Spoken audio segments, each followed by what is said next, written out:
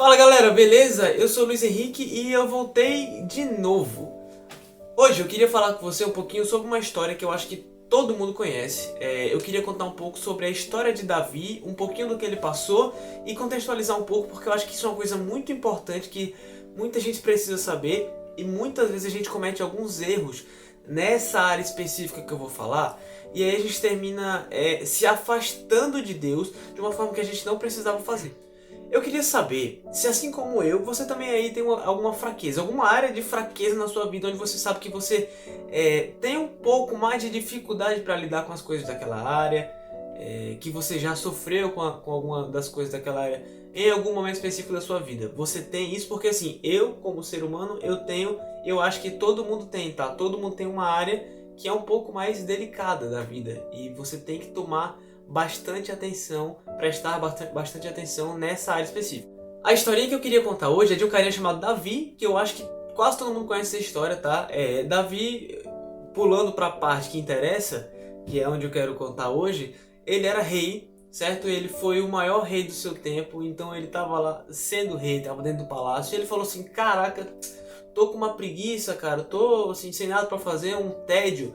Vou dar uma andada. Foi dar uma andada pelo palácio, começou a dar uma andada. Quando ele foi, chegou assim na varanda, olhou o palácio dele bem alto, né? Viu lá de cima o quê? Uma mulher muito bonita tomando banho. Cara, não teve como resistir. Ele olhou, ficou encantado com ela.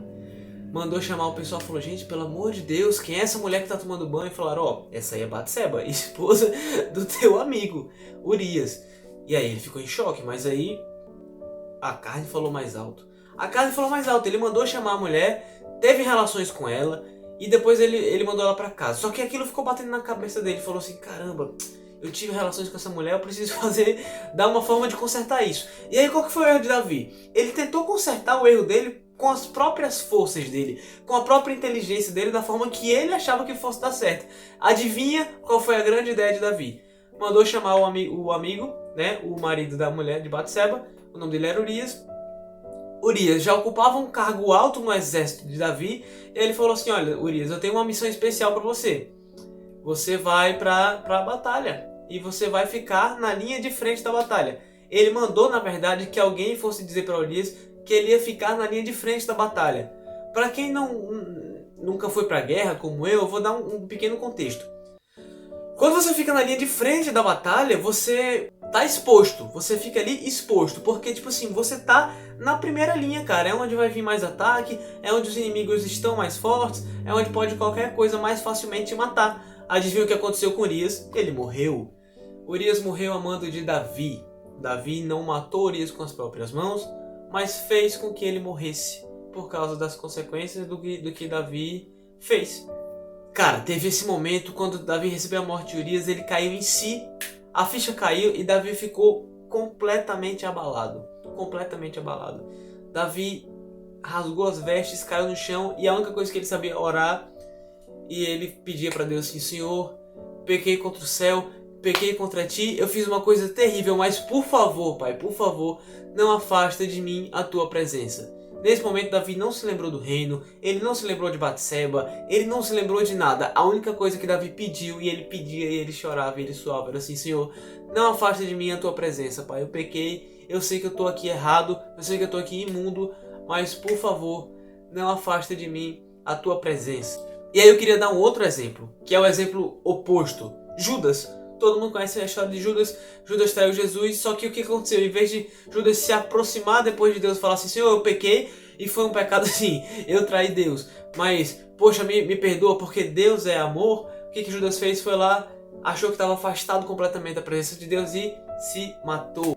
Temos esses dois exemplos. O exemplo de um cara que cai, como qualquer outro ser humano que cai, mas ele vai orar aos pés do Senhor para que o Senhor não afaste dele a presença, e outro cara que cai e vai lá e se mata. E quando eu falo se mata, eu não estou falando de uma questão física necessariamente. Não é necessariamente você puxar e você se enforcar ou você puxar um gatilho. Se matar pode ser se matar espiritualmente, por exemplo. Porque o que acontece? Nós, seres humanos, servimos a um Deus que é perfeito, tá? E a gente tá no meio de uma cultura onde é normal você cancelar alguém. Qualquer coisinha que você olha que você fala assim, poxa, essa pessoa errou, você já vai ver a internet cancelando essa pessoa, as pessoas criticando ela, como se as pessoas que estivessem do lado de cada tela não cometessem nenhum erro, né? A gente tá na cultura do cancelamento, a gente cancela as pessoas como se a gente fosse perfeito. E aí o que acontece? Entre essa cultura a gente também tá num momento na nossa vida, da nossa sociedade, onde as empresas são cada vez mais rígidas, você pode trabalhar na empresa por 15 anos e aí o primeiro erro que você comete, você vai lá e é demitido. Tudo que a gente faz hoje é cobrado uma perfeição exacerbada das pessoas, como se elas conseguissem ser perfeitas. E aí, como a gente se relaciona com Deus Santo, que não comete falhas, que não comete erros, que não peca, a gente acha o seguinte, poxa, se eu pequei contra Deus, se o homem faz isso, imagina Deus que é perfeito. O que ele vai falar de mim? O que ele vai pensar de mim? Ele vai falar pra todo mundo, vai me cancelar. Cara, Deus não cancela ninguém. Essa é a notícia, essa é a grande notícia do dia. Muito pelo contrário, Deus morreu por mim e por você, sabendo de todos os erros que a gente ia cometer, de todas as falhas, de todos os pecados. Certo, Luiz Henrique? Então você está me dizendo que eu posso sair por aí pecando e no final é só, Deus me perdoa. Não, não é isso que eu estou dizendo. Porque uma vez que você entende o real sacrifício do que Jesus fez por você naquela cruz, Ele morreu pelos seus pecados. Então quando você entende isso de uma forma plena, você tem que ser simplesmente grato pelo que Ele fez.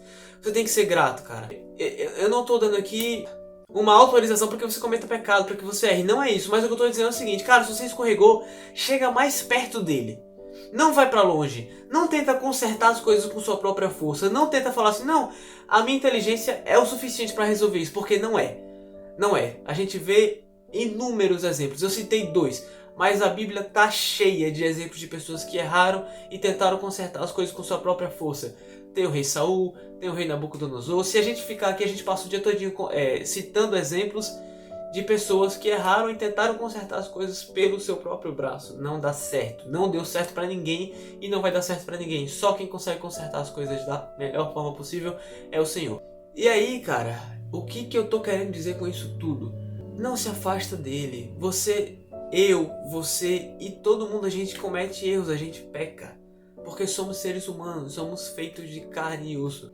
E temos fraquezas. Sabe o que Paulo dizia das fraquezas que a gente tem? Eu me glorio nas minhas fraquezas, porque é dessa forma que o Senhor pode mostrar o poder dele. É nas nossas fraquezas. Um outro exemplo é a história de Gideão. Deus mandou que Gideão fosse fazer uma coisa, fosse para uma batalha, e Gideão começou a chamar o exército todo, e Deus falou assim, Sabe, eu quero que você vá para essa batalha na sua fraqueza. Eu quero que você vá com menos pessoas. Porque quando você vai e você tenta fazer uma coisa pelo seu próprio braço, cara, você não vai estar dando a glória de Deus, porque é Deus, na real, que faz isso por nós. É Deus que nos livra das nossas fraquezas, é Deus quem nos ajuda. Então, quando Gideão foi com menos pessoas, as pessoas olharam para a vitória de Gideão e falaram assim, cara, não tem como ter sido Gideão, só pode ter sido Deus na vida desse homem. Eu não sei vocês, mas eu, cara, se não for Deus na minha vida, eu sou uma pessoa completamente imunda, eu sou uma pessoa suja. Sabe? Eu acho que todo mundo, na real, todo mundo sem Deus é uma pessoa imunda. Se a gente for olhar pra quem a gente é sem Deus, cara, é uma coisa triste. Então, qual que é meu conselho? Sabe essa área de fraqueza na sua vida? É essa área onde Deus quer trabalhar. E é essa área onde Deus, trabalhando, vai mostrar a glória dele na sua vida. Porque, cara, se eu não tenho problema com bebida e alguém vai lá e me oferece bebida, tudo bem, eu já não tenho um problema com bebida. Agora, se eu tenho um problema com vícios, por exemplo, e aí todo mundo sabe que eu tenho problema com vícios, eu já fui viciado, já perdi tudo. Alguém chega pra mim e fala assim, Luiz Henrique, vamos jogar, vício de jogo, tá? Vamos jogar isso aqui. Eu falo, não, cara, obrigado, mas eu passo. A pessoa fala assim, olha, Luiz Henrique era viciado, mas agora que ele tá mais perto de Deus, olha como ele tá diferente. O Senhor é o Rei da Glória sobre as nossas vidas. Então, é isso que eu quero deixar hoje, tá? Para que a gente possa entender. Cara, pecou, chega mais perto dele, certo? Ele não vai te recriminar, ele não vai te julgar. O que ele vai fazer? Você precisa entender o sacrifício que Jesus fez, você precisa se arrepender do erro que você cometeu e não cometer mais, mas você precisa entender que você só consegue ser purificado e só consegue ser limpo pelo sangue dele, nas mãos dele, certo? Eu queria agradecer a todo mundo que ficou aqui até agora, a todo mundo que vem assistindo meus vídeos, a você que dá o seu like e a você que compartilha. Isso é muito importante, isso me ajuda bastante. Que Deus abençoe vocês e até o próximo vídeo. Valeu!